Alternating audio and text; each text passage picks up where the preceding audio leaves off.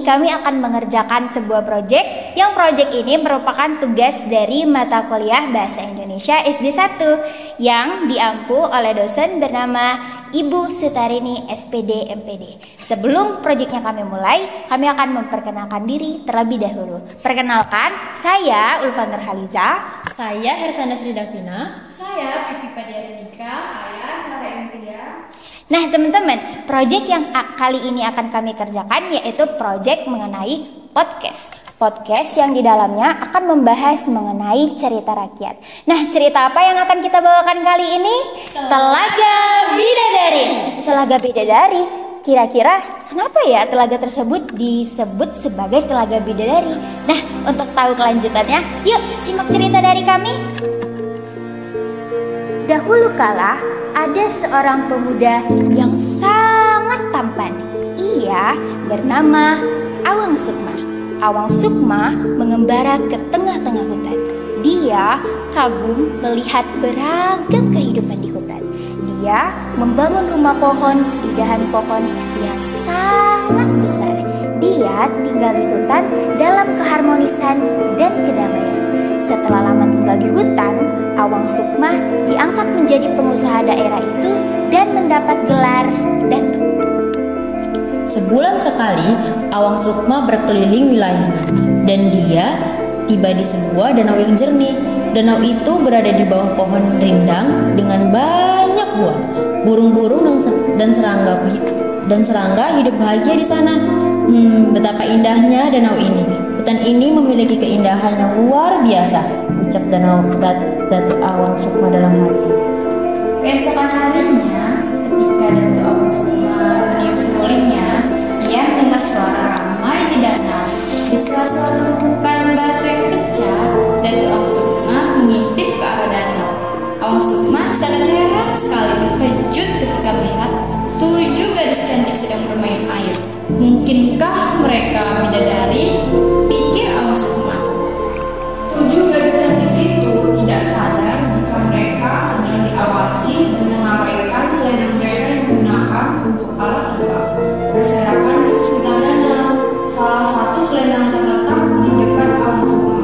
Wah, ini kesempatan bagus untuk mendapatkan salah satu selendang itu, gumam Datu Awang Sukma. Setelah mengambil satu selendang yang dekat dengannya, Datu Awang Sukma segera berlari untuk bersembunyi kembali. Namun saat berlari tidak sengaja dia menginjak lampu kering. Mendengar suara ranting kering patah, para gadis terkejut dan langsung mengambil selendang masing-masing. Mereka dengan tergesa-gesa terbang pergi meninggalkan danau dengan menggunakan selendang ajaib mereka. Namun ternyata ada seorang gadis yang tidak bisa menemukan selendangnya. Dia telah ditinggalkan oleh semua saudara perempuannya.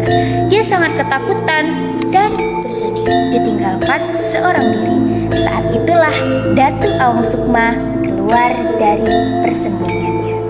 Dia berpura-pura tidak sengaja untuk lewat danau tersebut, lalu menanyakan apa yang terjadi.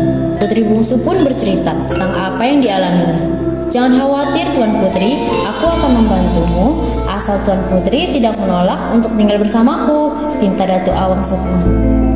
Awalnya Putri Bungsu masih ragu menerima uluran tangan Datu Awang Sukma. Namun karena tidak ada orang lain dan dia sudah mulai takut sendirian, maka tidak ada jalan lain selain menerima bantuan Awang Sukma. Datu Awang Sukma mengagumi kecantikan Putri Bungsu. Begitu pula dengan Putri Bungsu. Dia senang berada di sekitar pemuda yang tampan dan gagah itu. Akhirnya mereka memutuskan menjadi sepasang suami istri. Setahun kemudian, seorang bayi perempuan cantik lahir dan diberi nama Malasari. Kehidupan keluarga Datu Awang Sukma sangat bahagia. Namun suatu hari seekor ayam hitam naik ke gudang dan menggaruk permukaan rumpukan. Saat Putri Bungsu mencoba mengusir ayam hitam itu, tiba-tiba matanya tertuju pada tabung bambu yang terletak di dalam rumpukan. Tabung dibuka, lalu Putri Bungsu terkejut dan bersorak, "Ini selendang saya!" Putri Bungsu menangis. Selendang ajaib itu juga memeluknya. Putri Bungsu merasa kecewa dengan suaminya yang ternyata selama ini telah membohonginya. Namun di sisi lain, Dia juga sangat menyayangi suami dan anaknya. Putri bungsu akhirnya memutuskan untuk kembali ke keraton. Sekarang saatnya aku harus kembali, katanya pada dirinya sendiri. Putri bungsu segera mengenakan selendangnya sambil menggendong bayi. Datuk Awang Sukma terpana melihat apa yang terjadi. Dia segera datang dan minta maaf dengan apa yang terjadi atas tindakan yang menyembunyikan selendang putri bungsu secara diam. Datuk Awang Sukma menyadari bahwa perpisahan tidak bisa dihindari. Kanda, tolong jaga Dinda Kumalasari dengan baik, kata putri bungsu kepada Datuk Awang Sukma. Ketika anak kita merindukanku, ambil 7 biji kemiri dan masukkan ke dalam keranjang yang digoyang-goyang. Saya pasti akan segera datang menemuinya, kata putri bungsu. Putri bungsu yang telah mengenakan selendangnya kemudian terbang ke kayangan. Datuk Awang Sukma sedih dan bersumpah untuk melarang keturunannya beternak anak ayam hitam yang dianggap membawa bencana. Tempat mandi putri bungsu dan 6 bidadari lainnya kemudian dikenal dengan Telaga Bidadari. Oh, berarti ini ceritanya ya, kenapa nama telaga itu disebut Telaga Bidadari. Tapi aku malah merasa nama Telaga Bidadari itu mengandung mistis nggak sih? Bidadari itu beneran ada nggak sih? Mau ada atau enggak, yang pasti kita harus terus melestarikan cerita-cerita rakyat yang ada di Indonesia kita ini. Jangan sampai orang asing justru lebih tahu dan berusaha mengaku itu adalah cerita dari daerahnya. Nah teman-teman, jadi itu loh cerita kenapa telaga tersebut disebut sebagai Telaga Bidadari. Dulu pernah ada bidadari yang mandi di telaga tersebut, dan ternyata pernah ada yang menikah dengan manusia loh. Sekian dulu cerita dari kami ya teman-teman. Maaf atas segala kekurangan. Karena kesempurnaan hanya milik Allah Subhanahu wa Ta'ala. Billahi taufik wal hidayah.